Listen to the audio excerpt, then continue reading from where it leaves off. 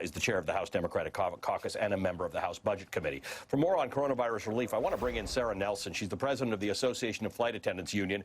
She's the co-chair of the Biden-Sanders Task Force on the Economy. But unique to this discussion, Sara Nelson was involved in the negotiations around earlier relief bills to try and figure out ways so that we're not in this pickle all the time, Sara. Every few months, we're not sitting here about whether it's too much money or it's going to increase the debt. You were trying to come up with a durable solution, and your complaint here is by the president working around this, he's done an end run around something that could have been more durable and more permanent. Absolutely. In March, what we did in aviation, and we hoped would be a model for every other industry and for our government, is to turn these relief packages on their head and actually build them from the ground up. So the aviation relief package is a payroll support program that requires the money from the government to go directly to people's paychecks. It requires the airlines to keep people employed, connected to their health care, and that money can only be spent on that payroll and benefits. And that keeps people connected to their jobs. It allows us to start up again, and it is durable, and it is successful during a crisis. You gave an example of a flight attendant who couldn't work because, or was worried about working and getting coronavirus because her husband had an underlying condition. Explain to me how your system works better than what we've got right now.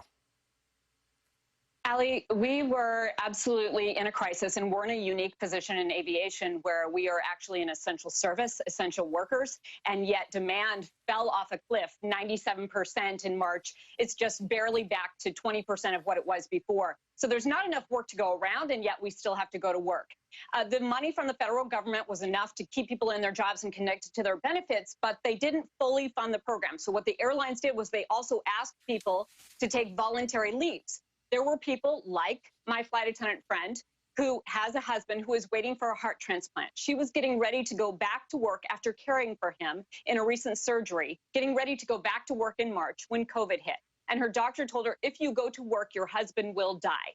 So she had to stay home. She took that voluntary furlough. She stayed connected to her benefits, though, because of the program that we had in place.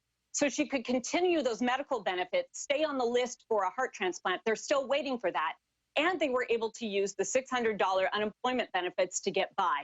Now, if we don't continue this, if we don't continue the $600 plus up, if we don't continue the payroll support program, she is on the furlough list at United Airlines, will lose her job, will lose her health care, and her husband will lose her life. She is one story, but this is the story of millions of Americans right now. We are in crisis, and we cannot wait. Congress has to get together. Congress has to fix this because the president does not have the power of the purse. The president does not have the ability to allocate the money to do what those executive orders said. Those executive orders are empty. It's not just a legal challenge. The money is not there. The money is not going to show up for people. Sara, thank you for the work that you're doing, and thank you for continuing to work with Congress on getting a durable deal that makes a lot more sense. Sara Nelson is the international president of the Association of Flight Attendants, CWA. She's also the co-chair of the Biden-Sanders Task Force on the Economy.